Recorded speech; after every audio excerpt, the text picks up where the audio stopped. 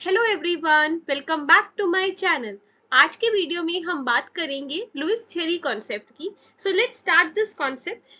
This Lewis theory is also known as octet rule. हम इसको octet rule भी बोलते हैं, ठीक है। सो सबसे पहले क्वेश्चन है कि लुईस थ्योरी हम क्यों पढ़ रहे हैं, लाइक ये रूल क्यों दिया गया। So why this rule was given? This rule was given to explain formation of chemical bonding in terms of electrons, कि कैसे केमिकल बॉन्ड्स बने इन टर्म्स ऑफ इलेक्ट्रॉन्स। अब हम बताएंगे कि हाँ भाई, ये वाला स्टेबिलिटी फैक्टर था इलेक्ट्रॉन्स के टर्म्स में, इसीलिए बॉन्ड बने। तो वो एक्सप्लेनेशन दिया गया था लुईस थ्योरी से, ठीक है। So here I am writing down to explain bond formation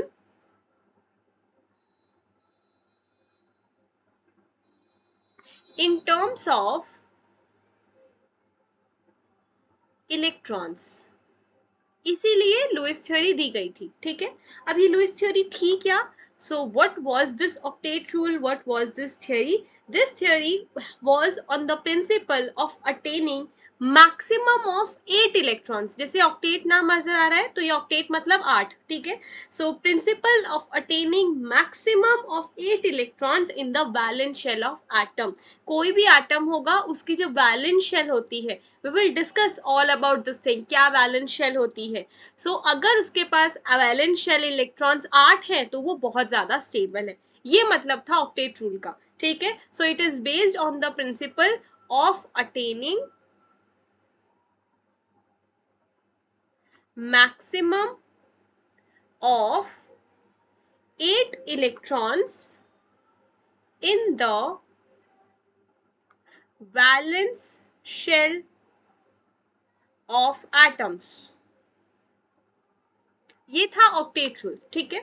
now next question कि हमने ऑक्टेट ही क्यों लिया? आपने 8 इलेक्ट्रॉन्स की ही क्यों बात करी? 12 भी हो सकता था, 5 भी हो सकता था, 8 की ही क्यों बात करी? Because it was previously believed कि जो नोबल गैसेस होती हैं वो बहुत कम टेंडेंसी रखती हैं या फिर टेंडेंसी ही नहीं रखती किसी भी एटम के साथ बॉन्ड बनाने की। तो इसका मतलब वो बहुत ज़्यादा स्टेबल है। तो क्या किया गया, उन्हीं की जो वैलेंस शेल इलेक्ट्रॉनिक कॉन्फ़िगरेशन थी वो हमने स्टेबल इलेक्ट्रॉनिक कॉन्फ़िगरेशन मान ली और हमने बोला सारे एटम्स की उतनी ही होनी चाहिए वैलेंस शेल इलेक्ट्रॉनिक कॉन्फ़िगरेशन, 8 ही होनी चाहिए तभी वो स्टेबल होगा। सो लुईस थ्योरी उसी पे बेस थी कि यहाँ पर 8 इसीलिए आया क्योंकि नोबल गैसेस की वैलेंस शेल इलेक्ट्रॉनिक कॉन्फ़िगरेशन 8 थी, ठीक है। So here I am saying that because it was believed, ऐसा है नहीं, it was believed first that noble gases has little or no tendency to make bonds with other atoms,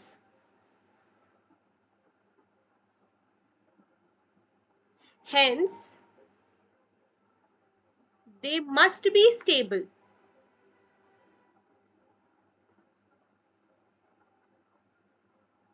Hence their valence electronic configuration, जो उनकी valence electronic configuration थी उसी को stable electronic configuration बोल दिया गया, कि वही स्टेबल वैलेंस इलेक्ट्रॉनिक कॉन्फ़िगरेशन होगी और उसी को हमने बोला 8 और यहाँ पे तभी आया ऑक्टेट रूल। अंडरस्टूड कि क्यों ऑक्टेट रूल आया? फर्स्टली बॉन्ड फॉर्मेशन के लिए आया कि इन टर्म्स ऑफ इलेक्ट्रॉन्स बताना है तो ऑक्टेट रूल से बताएंगे।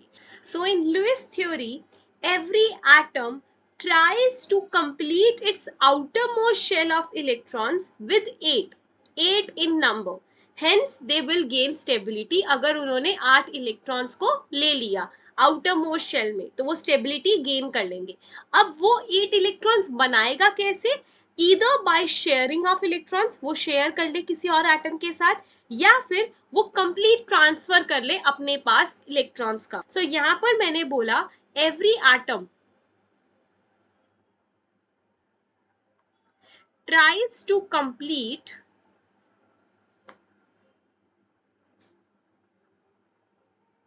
its outermost shell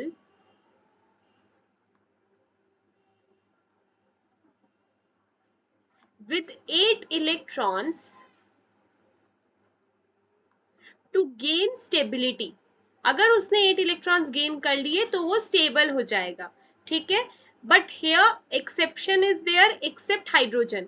hydrogen 8 electrons नहीं, 2 हाइड्रोजन करता है, 2 इलेक्ट्रॉन्स करता है, ठीक है. So except hydrogen 2 electron for it. So to gain stability, अब यहाँ पर वो 8 इलेक्ट्रॉन्स ले तो सकता है, दो मेथड से कर सकता है. Either by sharing with other atoms, sharing with other atoms, और complete transfer of electrons from other atoms, कि दूसरे एटम से उसने कंप्लीट ट्रांसफर कर लिया इलेक्ट्रॉन्स का. So complete transfer of electrons. So these are the two methods जिससे हम 8 इलेक्ट्रॉन अपना कंप्लीट आउटर मोस्ट शेल में बना सकते हैं. सो अब आप सोच रहे होंगे मैम एग्जाम्पल बताओ, ऐसे इतनी थ्योरी हो गई, समझ नहीं आ रहा. सो देखो यहाँ पर मैं एग्जाम्पल लेती हूँ, बहुत ईजी एग्जाम्पल अमोनिया का, ठीक है. नाइट्रोजन के पास सबसे पहले देखो कितने वैलेंस इलेक्ट्रॉन्स है. इसकी इलेक्ट्रॉनिक कॉन्फ़िगरेशन होती है 1s2, 2s2, 2p3, यही होती है इलेक्ट्रॉनिक कॉन्फ़िगरेशन. यहाँ पर आउटर मोस्ट शेल कौन सा है, ये सेकेंड वाला है. 1 तो अंदर हो गया, तो आउटर मोस्ट कौन सा हुआ, सेकेंड वाला. सो सेकेंड में s भी है और p भी है, तो बस यही है आपका वैलेंस शेल. क्या है ये, वैलेंस शेल, ठीक है. अब इस वैलेंस शेल में जितने भी इलेक्ट्रॉन्स हैं वो कौन से हैं, वो है वैलेंस शेल इलेक्ट्रॉन्स. तो यहाँ पर 5 इलेक्ट्रॉन्स आ रहे हैं, तो बस यही है मेरे वैलेंस शेल इलेक्ट्रॉन्स. इतना समझ आ गया क्या आउटर मोस्ट शेल है और क्या वैलेंस शेल इलेक्ट्रॉन्स है. आउटर मोस्ट शेल को ही हम वैलेंस शेल बोलते हैं, ठीक है. 5 वैलेंस शेल इलेक्ट्रॉन आए मेरे नाइट्रोजन की. अब देखो हाइड्रोजन, हाइड्रोजन में मेरे पास इलेक्ट्रॉनिक कॉन्फ़िगरेशन क्या होता है, 1s1, ठीक है. सिर्फ एक इलेक्ट्रॉन है और एक ही शेल है, तो बस यही वैलेंस शेल भी है और एक ही इलेक्ट्रॉन क्या है, मेरा वैलेंस इलेक्ट्रॉन. यही है वैलेंस इलेक्ट्रॉन, ठीक है, वैलेंस शेल इलेक्ट्रॉन. सो बस एक आया हाइड्रोजन से. सो यहाँ पर मेरे पास एक वैलेंस शेल इलेक्ट्रॉन आया हाइड्रोजन से और 5 है नाइट्रोजन की. So make the structure. Nitrogen है सबसे पहले, वो है सेंट्रल एटम. अब यहाँ पर इसके पास है 5 इलेक्ट्रॉन, तो मैं यहाँ पे क्रॉस से रिप्रेजेंट 5 इलेक्ट्रॉन्स को कर रही हूँ, कर दिए 5 इलेक्ट्रॉन. अब हाइड्रोजन है 3 और उन सबके पास एक एक है, तो यहाँ पर मैंने ये हाइड्रोजन लिख दिया, एक हाइड्रोजन लिख दिया और एक हाइड्रोजन लिख दिया, ठीक है. इसके पास भी एक इलेक्ट्रॉन है, इसके पास भी एक इलेक्ट्रॉन है, इसके पास भी एक इलेक्ट्रॉन है, ठीक है. तो यहाँ पर देखो ये एक और एक इलेक्ट्रॉन ने बॉन्ड बनाया. क्यों बॉन्ड बनाया, in terms of Lewis theory देखें, in terms of octet rule देखें, तो हाइड्रोजन ने बॉन्ड इसलिए बनाया क्योंकि 2 इलेक्ट्रॉन कंप्लीट हो गए. हाइड्रोजन ने बॉन्ड इसलिए बनाया क्योंकि 2 इलेक्ट्रॉन कंप्लीट हो गए, और यहाँ पर भी सेम रीजन से 2 इलेक्ट्रॉन्स कंप्लीट हो गए हाइड्रोजन के बाय शेयरिंग, ठीक है. बट अब क्वेश्चन है नाइट्रोजन ने क्यों बनाया, तो देखो नाइट्रोजन के पास पहले कितने क्रॉस थे, 5 क्रॉस थे, 5 इलेक्ट्रॉन्स थे, ठीक है. अब यहाँ पर देखो उसने हाइड्रोजन के साथ बॉन्ड बना लिया, तो एक इलेक्ट्रॉन उसका भी ले लिया, तो 6 हो गए. फिर ये 7th वन दूसरे हाइड्रोजन से आ गया और 8th वन थर्ड हाइड्रोजन से आ गया. इसका मतलब अब नाइट्रोजन के पास भी टोटल इलेक्ट्रॉन्स कितने हैं, 8 इलेक्ट्रॉन्स हैं. और मैंने बोला था कि अगर कोई भी एटम के 8 इलेक्ट्रॉन्स आ रहे हैं तो लुईस थ्योरी बोलती है कि यस वो स्टेबल है, और उसने इसीलिए बॉन्ड बनाया क्योंकि उसके पास 8 इलेक्ट्रॉन्स थे आउटर मोस्ट शेल में. तो लुईस थ्योरी ने यही कॉन्सेप्ट दिया था कि बॉन्ड फॉर्मेशन इसीलिए होती है इन टर्म्स ऑफ इलेक्ट्रॉन्स क्योंकि वो स्टेबल हो जाता है. तो हाइड्रोजन्स ने बनाए हैं 2 इलेक्ट्रॉन्स आउटर मोस्ट शेल में और नाइट्रोजन ने बनाए 8 इलेक्ट्रॉन. आ गया समझ. अब देखो नेक्स्ट एग्जाम्पल, मैं यहाँ पर अगर एक और एग्जाम्पल की बात करूं, हम यहाँ पर दूसरा एग्जाम्पल ले रहे हैं PCl5 का. फॉस्फोरस हैविंग 5 क्लोरीन एटम्स, ठीक है. फॉस्फोरस फिर से नाइट्रोजन वाली फैमिली का ही है, 1s2, 2s2, 2p3. कितने वैलेंस इलेक्ट्रॉन आए, 5 इलेक्ट्रॉन आए वैलेंस इलेक्ट्रॉन्स, ठीक है. मैं अब वैलेंस को V लिख रही हूँ, बस वैलेंस इलेक्ट्रॉन्स मेरे पास आए 5 इलेक्ट्रॉन्स. अब यहाँ पर देखो क्लोरीन के पास कितने हैं, क्लोरीन की मेरे पास जो इलेक्ट्रॉनिक कॉन्फ़िगरेशन होती है वो होती है 1s2, 2s2, 2p5, ठीक है, 5 है. तो टोटल इलेक्ट्रॉन्स कितने आए वैलेंस, 7 इलेक्ट्रॉन्स आ गए, 5 + 2, ये है मेरे पास वैलेंस इलेक्ट्रॉन्स क्लोरीन के. अंडरस्टूड। तो बस अब एक बार स्ट्रक्चर बनाओ इसका। मेरे पास है फॉस्फोरस सेंट्रल एटम में और 5 इलेक्ट्रॉन्स हैं इसके पास, ठीक है। तो यहाँ पर मैंने 5 इलेक्ट्रॉन्स बना दिए। अब है मेरे पास क्लोरीन, वो भी 5 इन नंबर्स है, तो यहाँ पर मैंने क्लोरीन बना दिए 5 इन नंबर्स। डन। अब यहाँ पे सबसे पहले क्लोरीन के इलेक्ट्रॉन्स बना देते हैं। तो क्लोरीन के इलेक्ट्रॉन्स थे 1 2 3 4 5 6 और 7 यहाँ पर इसके साथ बॉन्ड बनाएगा, ठीक है। फिर यहाँ पर भी सेम 1 2 3 4 5 6 और 7th वाला यहाँ पर बॉन्ड बनाएगा। 1 2 3 4 5 6 7 1 2 3 4 5 6 7 एंड यहाँ पर भी 1 2 3 4 5 6 7। तो यहाँ से मैंने बोला कि ये वाला बॉन्ड बनाएगा इसके साथ, ये बॉन्ड इसके साथ, एंड यहाँ पर मेरे पास 5 क्लोरीन और फॉस्फोरस के बॉन्ड्स बन गए, ठीक है। तो इससे हुआ क्या, क्लोरीन ने बॉन्ड क्यों बनाए, क्योंकि आप देखो क्लोरीन के पास तो 8 इलेक्ट्रॉन्स अब पूरे हो चुके हैं, ठीक है। पहले खुद के पास तो 7 थे ही और 8वां ले लिया फॉस्फोरस से शेयरिंग करके, तो 8 इलेक्ट्रॉन्स हो गए। ऑक्टेट रूल से मुझे पता लगा क्लोरीन ने बॉन्ड इसलिए बनाया। अब देखो फॉस्फोरस ने बॉन्ड क्यों बनाया, फॉस्फोरस के पास पहले कितने थे, 5, उसको कितने की जरूरत थी, 3 की, पर मिले कितने, यहाँ पे आप देखो कितने मिले, उसको मिले हैं 10 इलेक्ट्रॉन्स, क्योंकि एक एक क्लोरीन ने शेयर किया, ठीक है। एक एक क्लोरीन ने शेयर किया, एक क्लोरीन के पास 1 इलेक्ट्रॉन था तो 5 इलेक्ट्रॉन आए 5 क्लोरीन से, ठीक है। और खुद के पास 5 इलेक्ट्रॉन थे फॉस्फोरस के पास, तो टोटल कितने हुए, टोटल हो गए अब 10 इलेक्ट्रॉन। 10 इलेक्ट्रॉन वाला तो स्टेबल नहीं होता। अगर हम लुईस थ्योरी से देखें, ऑक्टेट रूल से देखें, उसने बोला था कि कोई भी एटम बॉन्ड इसलिए बनाता है, कोई भी एटम बॉन्ड्स बना के स्टेबल इसलिए होता है क्योंकि वो 8 इलेक्ट्रॉन्स अपने आउटर मोस्ट शेल में बना रहा होता है। बट यहाँ पर तो फॉस्फोरस ने 10 इलेक्ट्रॉन कंप्लीट कर लिया आउटर मोस्ट शेल में, तो फिर क्यों बॉन्ड बना, और PCl5 तो स्टेबल भी होता है, ऐसी बात नहीं है कि स्टेबल नहीं है, तो फिर बॉन्ड क्यों बना, मॉलिक्यूल क्यों बना। So yes, now the limitation part, यही है लिमिटेशन लुईस थ्योरी का। तो अब यहाँ पे हम स्टार्ट कर रहे हैं limitations of Lewis theory.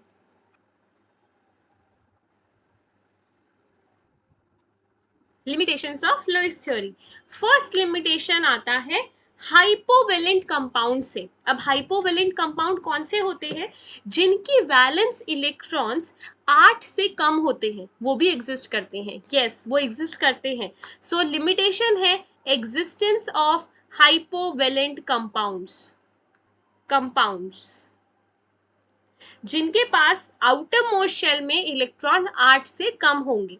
So valence shell electrons are less than 8 electrons, वो होते हैं हाइपोवेलेंट कंपाउंड्स और वो एग्जिस्ट भी करते हैं, इसलिए वो लिमिटेशन है ऑक्टेट रूल की। सो एग्जांपल BF3, यहाँ पर जो बोरोन है उसके पास कितने वैलेंस इलेक्ट्रॉन है, 3। अगर आप देखो यहाँ पे बोरोन की electronic configuration, it is 2s2, it is 1s2, 2s2, 2p1, यही होती है इलेक्ट्रॉनिक कॉन्फ़िगरेशन। ये 3 इलेक्ट्रॉन्स है वैलेंस शेल इलेक्ट्रॉन्स।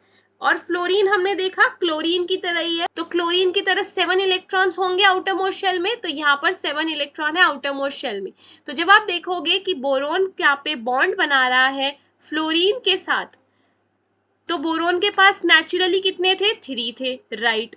और यहाँ पर एक एक फ्लोरीन ने दिया होगा, यस एक एक फ्लोरीन ने दिया होगा, तो टोटल बोरोन के पास कितने आए, टोटल आए सिर्फ 6, और 6 इलेक्ट्रॉन्स तो कम है 8 से, तो इसीलिए ये कौन सा कंपाउंड है, हाइपोवेलेंट कंपाउंड है, जिनके वैलेंस शेल इलेक्ट्रॉन्स कम होते हैं 8 इलेक्ट्रॉन से, बट दे डू एग्जिस्ट। तो यहाँ पर लिमिटेशन है लुईस थ्योरी की, ठीक है। सेकेंड लिमिटेशन देखते हैं, एग्जिस्टेंस ऑफ हाइपरवेलेंट कंपाउंड। अब हाइपरवेलेंट कंपाउंड कौन से होते हैं, वो कंपाउंड्स जिनके पास वैलेंस शेल इलेक्ट्रॉन्स 8 से ज्यादा होते हैं। सो यहाँ पर मैंने बोला valence shell electrons are greater than 8 electrons, ठीक है। और यहाँ पर अभी हमने बहुत अच्छा एग्जाम्पल देखा था PCl5 का, PCl5 इसका एग्जाम्पल है, या फिर आप ले सकते हो PCl5, PBr5, SF6, ये सब एग्जाम्पल है हाइपर वैलेंट कंपाउंड्स के। इनके स्ट्रक्चर की चिंता मत करना, अभी हम सब स्ट्रक्चर्स देखेंगे जैसे जैसे हम केमिकल बॉन्डिंग पढ़ते जाएंगे, ठीक है। सो हाइपोवैलेंट कंपाउंड भी एग्जिस्ट करते हैं, हाइपर वैलेंट कंपाउंड भी एग्जिस्ट करते हैं, और यही लिमिटेशन है मेरी लुईस थ्योरी की। नाउ थर्ड लिमिटेशन है ऑड इलेक्ट्रॉन स्पीशीज की। कुछ कुछ ऐसी स्पीशीज भी है जिनमें एक इलेक्ट्रॉन खाली बच जाता है, ऑड इलेक्ट्रॉन बच जाता है, एक इलेक्ट्रॉन। तो अब 8 इलेक्ट्रॉन बोल दिए इसने, तो इसका मतलब सारे इलेक्ट्रॉन्स तो पेयर होंगे, राइट। पर मैं तो बोल रही हूँ कि एक इलेक्ट्रॉन खाली बच जाता है, इसका मतलब वो भी 8 ऑक्टेट रूल को फॉलो नहीं करेगा। सो यहाँ पर existence of odd electron species भी लिमिटेशन है ऑक्टेट रूल की। और इसका एग्जाम्पल अगर आप पूछो, so it is CH3 radical, carbon free radical. Carbon ने 3 हाइड्रोजन के साथ बॉन्ड बनाया, देखो कार्बन ने 3 हाइड्रोजन के साथ बॉन्ड बनाया एक एक इलेक्ट्रॉन अपना यूज करके, पर कार्बन के पास इलेक्ट्रॉन्स होते कितने हैं वैलेंस शेल में? 4। तो ये वाला खाली बच गया, तो ये आ गया इसके ऊपर, ठीक है। देखो कार्बन का यहाँ पर 1s2 2s2 2p2 होता है इलेक्ट्रॉनिक कॉन्फ़िगरेशन। तो कितने आए वैलेंस शेल इलेक्ट्रॉन्स? 4 इलेक्ट्रॉन्स। तो बस ये खाली बच गया, तो ये ऑड इलेक्ट्रॉन हो गया। सो इसकी भी एग्जिस्टेंस होती है, बट अगेन ये तो लिमिटेशन है क्योंकि ये तो फॉलो ही नहीं कर रहा है 8 इलेक्ट्रॉन रूल को। इसके पास कितने आएंगे? इसके पास तो सिर्फ 7 इलेक्ट्रॉन्स आएंगे क्योंकि एक एक हाइड्रोजन ने दे दिया। तो यहाँ पर ये स्टेबल नहीं हुआ, एंड दैट्स वाई ये लिमिटेशन है ऑक्टेट रूल की, कि ऑक्टेट रूल के हिसाब से तो ये स्टेबल नहीं है, बट ये एग्जिस्ट करता है, ठीक है। ये थी third limitation. Fourth limitation is, जो रूल था, मैंने जब आपको ये ऑक्टेट रूल बताया तो मैंने एक चीज बताई थी कि 8 इलेक्ट्रॉन्स ही क्यों बोले गए, क्योंकि ये नोबल गैस की वजह से, कि नोबल गैस है, किसी के साथ बॉन्ड नहीं बनाएगी, इसलिए हमने बोल दिया कि वो स्टेबल है, और उसी की वैलेंस इलेक्ट्रॉनिक कॉन्फ़िगरेशन को हमने स्टेबल वैलेंस इलेक्ट्रॉनिक कॉन्फ़िगरेशन मान के 8 नंबर ले लिया, ठीक है।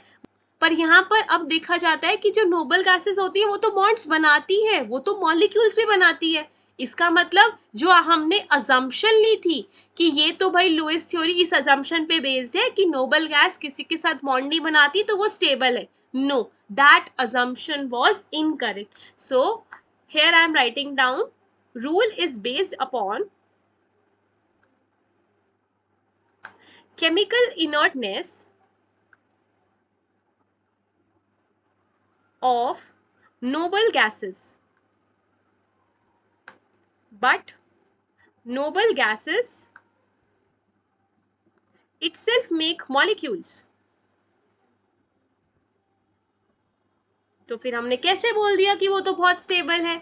एग्जाम्पल, कैसे मॉलिक्यूल्स बनाती हैं वो? जैसे HCF6 बहुत इंपॉर्टेंट मॉलिक्यूल है, इनके भी हम स्ट्रक्चर देखेंगे कैसे होते हैं। XeOF4 ये सब मेरे पास है, जिसमें मेरे पास जिनॉन है। जिनॉन क्या है? जिनॉन है नोबल गैस, तो ये तो मॉलिक्यूल बना रहा है। सो दैट्स वाई ये अजम्पशन थोड़ी सी इनकरेक्ट थी, ठीक है। ये था मेरा fourth limitation. Now the last limitation is fifth limitation।